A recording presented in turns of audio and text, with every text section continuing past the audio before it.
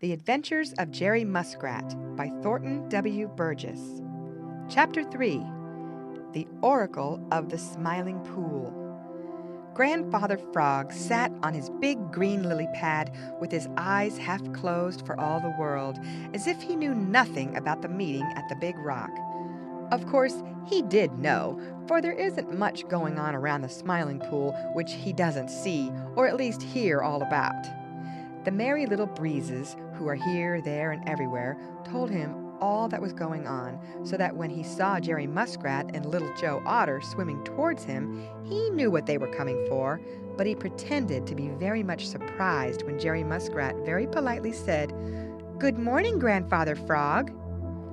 "Good morning, Jerry Muskrat. You're out early this morning," replied Grandfather Frog. "If you please, you are wanted over at the big rock," said Jerry. Grandfather Frog's eyes twinkled, but he made his voice very deep and gruff as he replied, "Sugar-rum, you're a scamp, Jerry Muskrat, and Little Joe Otter is another. What trick are you trying to play on me now?"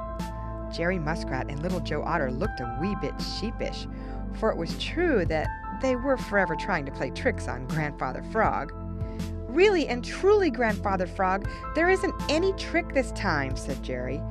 "There is a meeting at the big rock to try to decide what to do to keep Farmer Brown's boy from setting traps around the Smiling Pool and along the Laughing Brook, and everybody wants your advice because you are so old and so wise. Please come."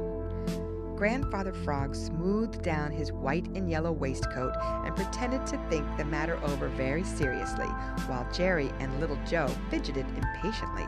Finally, he spoke. "I am very old, as you have said, Jerry Muskrat, and it is a long way over to the big rock." "Get right on my back and I'll take you over there," said Jerry eagerly. "I'm afraid that you'll spill me off," replied Grandfather Frog. "No, I won't. Just try me and see," begged Jerry. So Grandfather Frog climbed on Jerry Muskrat's back, and Jerry started for the big rock as fast as he could go. When all the minks and the otters and the coons and the muskrats saw them coming, they gave a great shout, for Grandfather Frog is sometimes called the Oracle of the Smiling Pool. You know, an oracle is one who is very wise. Bobby Coon helped Grandfather Frog up on the big rock, and when he had made himself comfortable, Mrs. Muskrat told him all about Farmer Brown's boy and his traps, and how Jerry had been caught in one by the tail, and she ended by asking for his advice, because they all knew that he was so wise.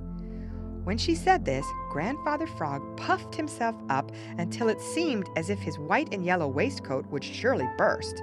He sat very still for a while and gazed straight at jolly, round, red Mr. Sun without blinking once.